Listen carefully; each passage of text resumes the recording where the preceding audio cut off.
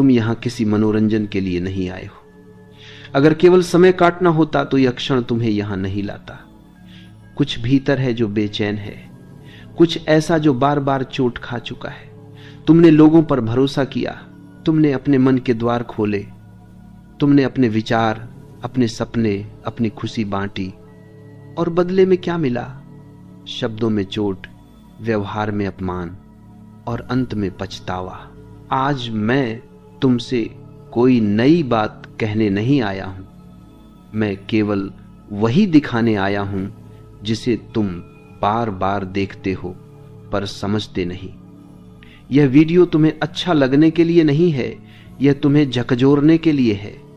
अगर तुम इसे अंत तक सुन सको तो संभव है कि जीवन में पहली बार तुम व्यर्थ के लोगों से मुक्त हो जाओ।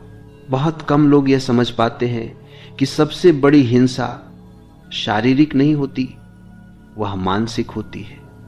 कोई तुम्हें छूता भी नहीं, फिर भी भीतर कुछ टूट जाता है। और यह सब इसलिए होता है क्योंकि तुमने हर किसी को महत्व दे दिया। ध्यान से सुनना, क्योंकि जो यहां कहा जाएगा वह तुम्हारे पूरे जीवन की दिशा बदल सकता है। मनुष्य की सबसे बड़ी भूल यह है कि वह हर किसी को जवाब देने लगता है। कोई कुछ कहे और भीतर तूफान उठ जाए, कोई नजर से गिरा दे और तुम स्वयं को छोटा महसूस करने लगो। क्या तुमने कभी सोचा है कि दूसरे के शब्दों में इतनी शक्ति आई कहां से? शक्ति शब्दों में नहीं है, शक्ति तुम्हारे ध्यान में है। जिसे तुम सुनते हो वही तुम्हें चोट पहुंचाता है, जिसे तुम महत्व देते हो वही तुम्हारे ऊपर बैठ जाता है। लोगों को इग्नोर करना कोई कला नहीं सिखाई जाती, क्योंकि यह बाजार के खिलाफ है। समाज चाहता है कि तुम प्रतिक्रिया दो, झगड़ो, सफाई दो, सिद्ध करो कि तुम सही हो। लेकिन जिसने यह सीख लिया कि हर आवाज का उत्तर नहीं देना, वही सच में मुक्त हुआ। ध्यान रखना, इग्नोर करना कायरता नहीं है।